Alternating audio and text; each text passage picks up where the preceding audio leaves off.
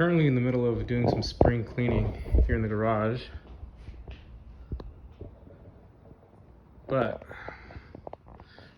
for those of you that are wondering, and if you frequent Harbor Freight, the 3-ton low profile jack fits nicely right underneath your mechanic's 5-drawer toolbox. So here, just pick this up.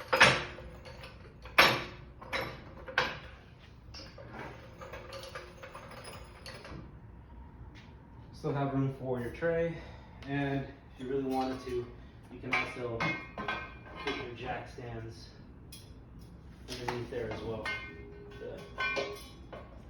I'll see where I'll put them later. It's a work in progress. Check it out.